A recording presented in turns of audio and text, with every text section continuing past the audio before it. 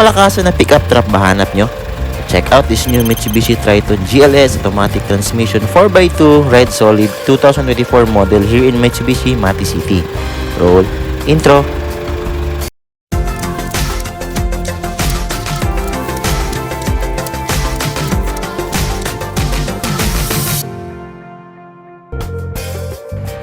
Andito nga pala tayo ulit sa Mitsubishi office sa Mati City para i-check ang kanilang Triton pickup. And look at that. Unang tingin mo pa lang sa pickup na ito ay ibang-iba ng kanyang itsura compared sa previous model nito na Estrada. Sa front bumper pa lang ay machong-macho na siyang tingnan. Actually, gustong-gusto ko ang kapagka-red niya. Kind of stunning siya tingnan, especially if naaarawan. Sa front bumper makikita natin ang kanyang DRLs, headlights na merong silver accent at honeycomb pattern grille sa gitna. And of course, highlight ang Mitsubishi logo at meron itong fog light sa bandang baba. Sa ibabaw ng windshield, meron itong naka-install na front camera and of course, rear camera naman sa likod.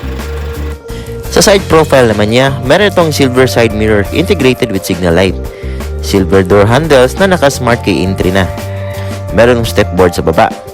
Sa gulong, ito ay naka-alloy wheels, Grand Tech tires na may sukat na 265/60 rim size 18. Double wishbone with ventilated disc brakes sa harap at sa likod ay same size na naka-lip spring suspension and drum brakes. Ang chassis nga pala nito ay naka-ladder frame type chassis. Sa likuran, makikita nyo ang rear taillights niya. LED mga ilaw. Embossed word na Triton naman. Dito ang back handle integrated with reverse camera po. Brake light at Mitsubishi logo. Unfortunately, wala pong tailgate assist ito. Dito you have spacious cargo bed at naka-engrave ang word na Mitsubishi sa harapan.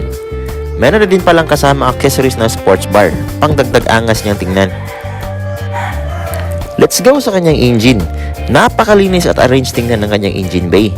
Ito yung bagong 4N16 2.4cc diesel engine, inline 4-cylinder, dual overhead cam, at naka-turbocharge ang makina. Meron itong maximum power of 180 HP at 3,500 RPM. And maximum torque of 430 Nm at 2,500 RPM. And of course, naka Euro 6 compliance na ang makina. Compared sa previous engine nito, mas lighter po ito. Controlled noise ang vibration and hardiness, and much fuel efficient po ito. Napakaganda ng engine response nito when it comes to throttling. Very responsive siya at talagang may power ang engine na ito.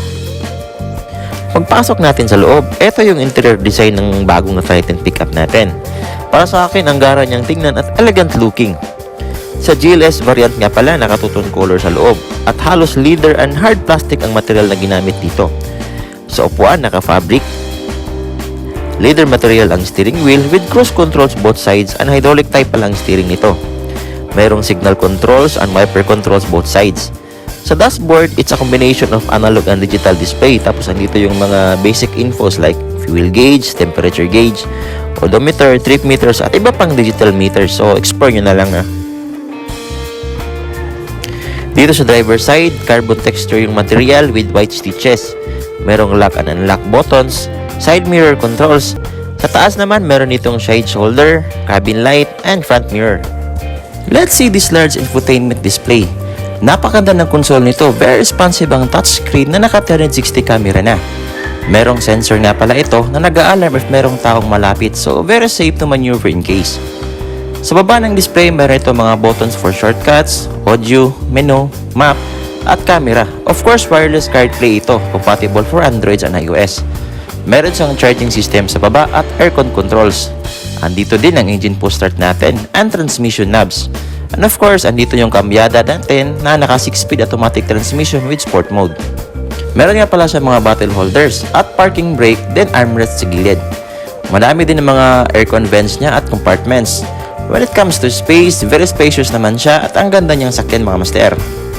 When it comes sa kanyang mga safety features naman, meron pa itong hill start assist system, active stability control, traction control, hill descent control, active yaw control, blind spot warning system, and of course, keyless entry system na.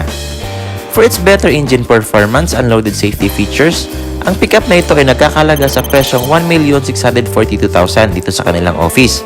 And for further price inquiries, better contact Sir Fred Guapitisio with his number on the screen. So I think that's all the basic infos regarding this truck. Sa mga gustong magpa-shoutout nga pala, comment lang po dito sa video at isa-shoutout po natin yan sa next vlog natin. So hanggang dito na lang po, on po sa ating lahat mga master.